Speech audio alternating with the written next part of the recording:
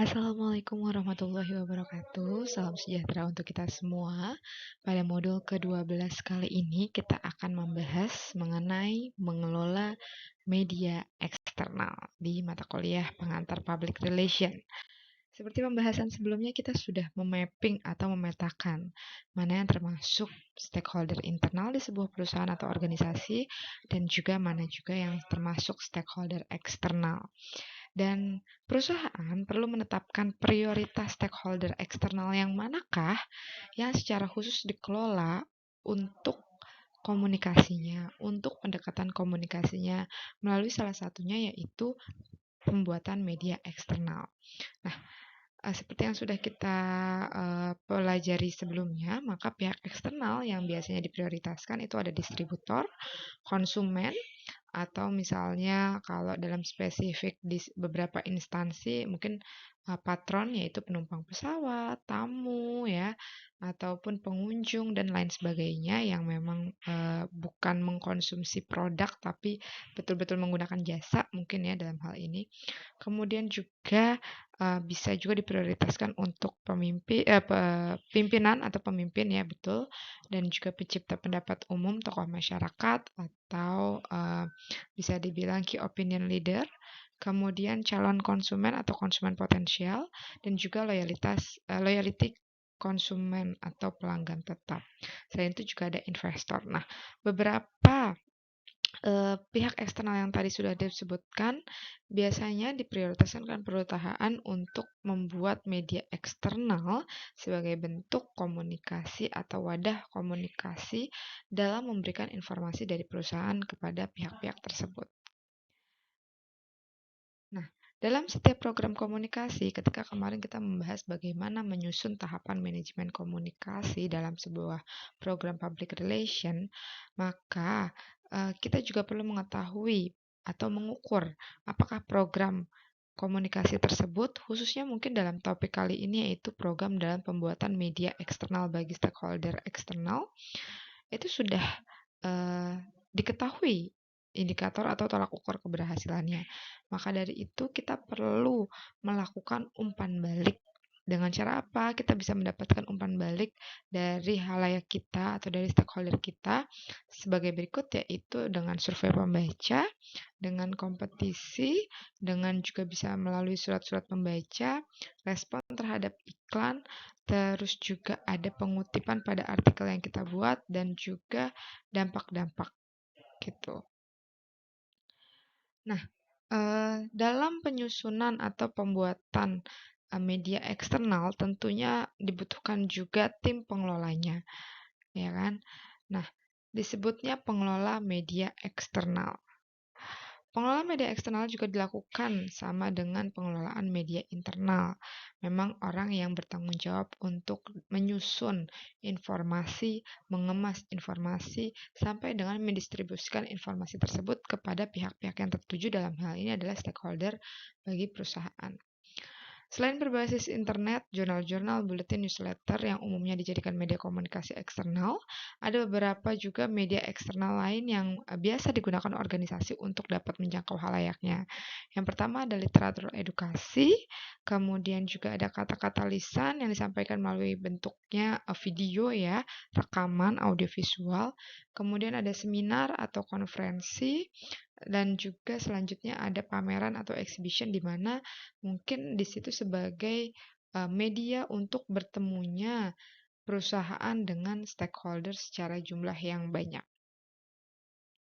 Nah, siapa saja tim yang menjalankan penyusunan atau operasional dari media-media eksternal tersebut, yaitu merupakan gabungan dari karyawan-karyawan di berbagai unit, yaitu unit pemasaran, produksi, dan juga tentunya di bawah juga termasuk dari tim public relation. Mereka ini bekerja saling terhubung ya satu sama lain untuk menyusun informasi yang akan dimasukkan di media eksternal tersebut.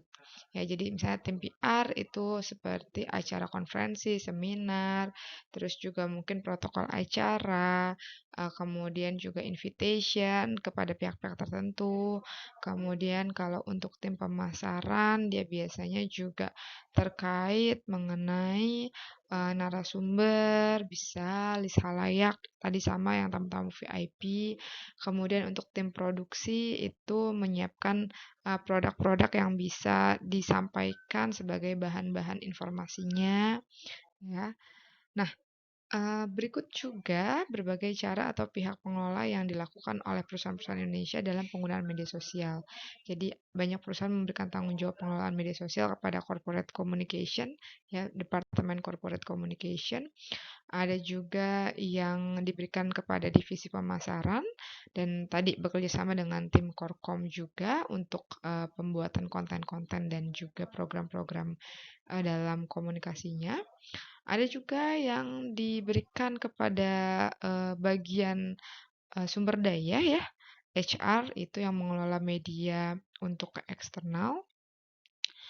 Selain itu juga pengelolaan media sosial. Nah, ini juga media sosial itu juga termasuk ke dalam media untuk berkomunikasi dengan halayak eksternal karena jangkauannya bisa lebih luas.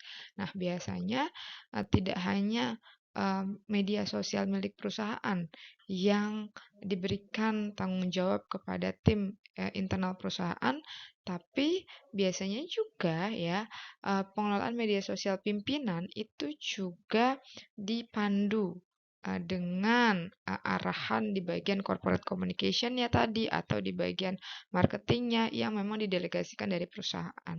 Seperti itu, ya. Jadi perusahaan dapat pula membentuk divisi khusus yang berperan sebagai influencer yang meneruskan pesan pimpinan dan corporate komunikasi. Jadi biasanya memang kita tahu nih di internal perusahaan, baik itu staf, karyawan atau pihak-pihak yang terlibat, ada sosok-sosok yang mempunyai pengaruh yang lebih khususnya di media sosial dan kita bisa memanfaatkan untuk menjadi penyambung tangan atau penyambung informasi dengan media sosial yang ia miliki sehingga jangkauannya pun bisa lebih luas seperti itu. Kemudian corporate komunikasi juga perlu menetapkan prosedur baku seperti uh, misalnya ya layout atau template desain yang akan dipublikasikan di media sosial perusahaan itu pada prosedurnya sesuai SOP-nya seperti apa sih? Seperti misalnya harus ada logonya apakah di kanan atas, di kanan bawah, ya kan? Atau misalnya ada nama perusahaan, harus ada simbol-simbol tertentu dan lain sebagainya. Kemudian tone warna mungkin dan lain sebagainya. Itu merupakan prosedur bagaimana konten dibuat dan sampai dipublikasikan. Nah, Eee, media sosial memang menjadi media yang baru, dan masuk ke dalam ranah media perusahaan. Mungkin sebelumnya seperti yang kita tahu media sosial basic-nya adalah media, personal ya, media bagi masing-masing individu. Tapi semakin ke sini media sosial juga dimanfaatkan oleh, berbagai bisnis atau dalam hal ini perusahaan menjadi media corporate. Maka dari itu, upaya menggunakan media-media yang terbaru membutuhkan juga kemampuan dan penggunaannya agar tidak salah, karena memang bisa dibilang ini teknologi yang baru dan harus bisa uh, sumber daya manusia yang memiliki kompetensi untuk mengadaptasikan media ini menjadi media informasi perusahaan, media komunikasi perusahaan dengan berbagai fitur yang dimaksimalkan. Maka dari itu hal yang penting untuk diperhatikan ketika kita mengelola media sosial yang pertama audiens. Karena berbagai media pasti beda juga karakteristik audiensnya. Seperti itu. Maka kita harus tahu ya karakteristik audiens yang menjadi target sasaran perusahaan. Kemudian yang kedua ekspektasi. Ya, jadi kita harus memiliki ekspektasi terhadap konten-konten yang kita publikasikan melalui media sosial. Dan mungkin kalau dalam istilah di media sosial kita tahu oh ekspektasinya konten kita nanti dapat like berapa ya, komentar berapa ya, atau di-share nggak ya oleh banyak orang, dan mungkin engagement rate-nya ketika kita hitung apakah memang sudah baik, sudah cukup bagus atau seperti apa. Ya, jadi kita mengukur bagaimana ketika kita men-share sebuah konten, kita publikasikan, apakah ya umpan balik tadi engagement yang berupa like, komen, share ataupun bentuk-bentuk keterlibatan halayak dari konten yang kita buat itu atau konten yang kita share itu dapat maksimal. Nah, kemudian juga ada poin mengenai relevansi, ya. Jadi apakah konten yang kita share ini relevan dengan perusahaan kita dan juga relevan dengan kebutuhan informasi publik. Ini juga terkait dengan pimpinan. Jadi walaupun ya, secara garis besar perusahaan itu memang punya akun official perusahaannya di media sosial. Tapi biasanya ya, pimpinan-pimpinan juga tidak terlepas dari identitas perusahaan tersebut. Maka pimpinan ini juga secara tampilan di media sosial akan dikaitkan dengan perusahaannya. Maka dari itu, pimpinan perusahaan atau CEO juga sebaiknya aktif memiliki akun media sosial sehingga juga bisa dapat meneruskan informasi-informasi di akun personal milik mereka sendiri, ya. Ini ada beberapa contoh-contoh kasus di mana pimpinan-pimpinan di berbagai negara atau di berbagai tempat juga sudah menyadari ya pentingnya mereka dapat aktif di media sosial.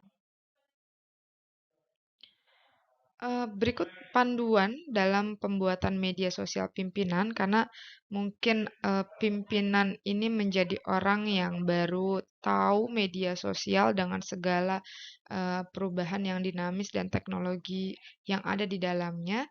Maka dari itu, pihak corporate communication juga bisa membuat panduan untuk bisa memudahkan pimpinan agar bisa lebih optimal dalam menggunakan media sosialnya.